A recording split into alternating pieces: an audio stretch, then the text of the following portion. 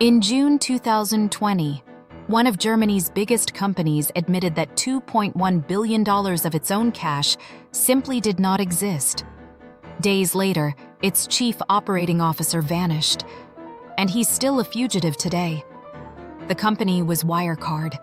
For years, it was treated as Germany's answer to Silicon Valley, a payments processing firm that grew so fast, so consistently, that in 2018, it pushed out Commerzbank, one of Germany's oldest banks, to join the DAX 30, the index of the country's 30 largest public companies.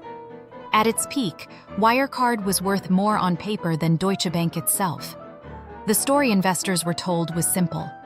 Wirecard processed digital payments for merchants around the world, and a huge chunk of that business ran through a network of third-party acquiring partners, outside companies in places like the Philippines and Dubai that supposedly handled transactions. Wirecard itself wasn't licensed to process directly. Those partnerships were reported to generate enormous profits and enormous cash reserves sitting in escrow accounts at partner banks. There was just one problem.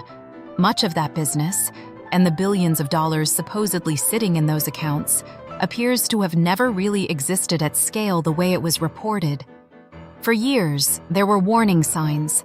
Starting around 2015, short sellers and financial journalists, most notably at the Financial Times, began publishing detailed investigations questioning Wirecard's numbers, particularly around those mysterious third-party partnerships in Asia.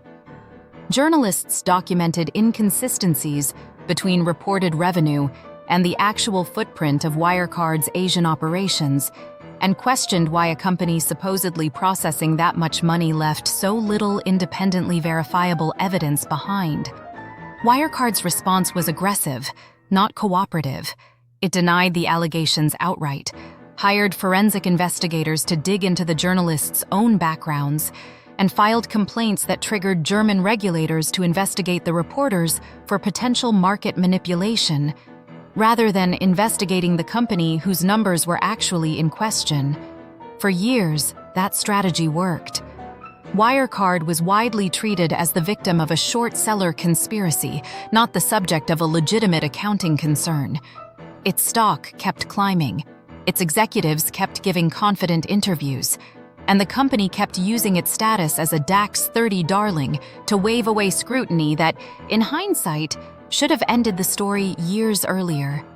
Behind the scenes, though, the numbers didn't add up because they'd been engineered not to.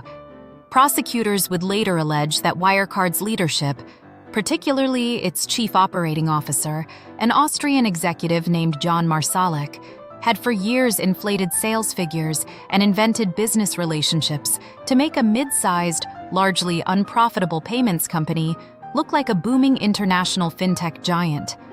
Marsalek was reportedly the operational architect behind the company's Asian business, the same business at the center of every major allegation. The auditing failure sitting underneath all of this is almost as remarkable as the fraud itself. For years, Wirecard's auditor, the global accounting firm EY, signed off on financial statements built substantially around confirmations from the very third-party partners whose numbers were in question, rather than independently verifying that billions of dollars in cash actually existed in the escrow accounts where it was reported to be held. An audit is supposed to be the last line of defense against exactly this kind of fabrication. For the better part of a decade, that last line simply didn't hold.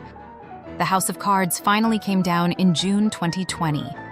Facing mounting pressure, EY refused to sign off on Wirecard's accounts, stating it couldn't confirm that $2.1 billion in supposed cash reserves, nearly a quarter of the company's entire reported balance sheet, actually existed in the Philippine bank accounts where it was said to be held. Within days, Wirecard admitted publicly that the money likely never existed at all. The company's CEO, Markus Braun, was arrested within days on suspicion of fraud, breach of trust, and market manipulation. He has denied wrongdoing and, as of his trial, maintained that he too was deceived. But it was Jan Marsalek, the COO who prosecutors say ran the operational side of the alleged fraud, who vanished entirely. He was last reliably tracked flying to Belarus days after the scandal broke, and from there, effectively off the map. German investigators later alleged he had deep connections to Russian intelligence services, and reporting since has painted him as a figure moving through European security and espionage circles for years prior. Despite an international manhunt involving Interpol, he has never been found. Wirecard filed for insolvency weeks later, wiping out billions of dollars in shareholder value almost overnight and leaving roughly $1.9 billion in reported cash unrecovered, because, according to prosecutors, most of it never existed to begin with. It stands as one of the largest accounting frauds in modern European history and one of the most damaging blows to confidence in German financial regulation in decades.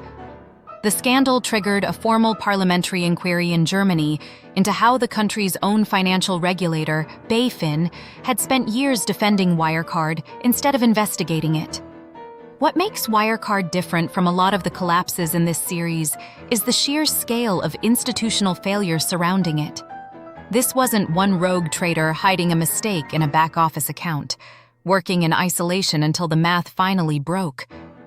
This was years of aggressive denial from leadership, a national regulator that investigated the journalists instead of the company being reported on, and a top-tier global auditor that took partner confirmations at face value instead of independently verifying billions of dollars in cash. Every layer that was supposed to catch this — short seller scrutiny, financial journalism, regulatory oversight, external audit — either failed outright or was actively fought off, successfully, for the better part of 5 years, before the truth finally became impossible to hide. It's the same pattern this channel keeps coming back to, just playing out at a much larger institutional scale. It's rarely one document, one signature, or one bad trade that brings down a company this size. It's years of unchecked confidence, and every system that exists specifically to catch that kind of fraud either looking away, being overwhelmed, or being told, convincingly and repeatedly, to look somewhere else instead. Get the scripts, tools, and everything else behind this channel. Link in the description below.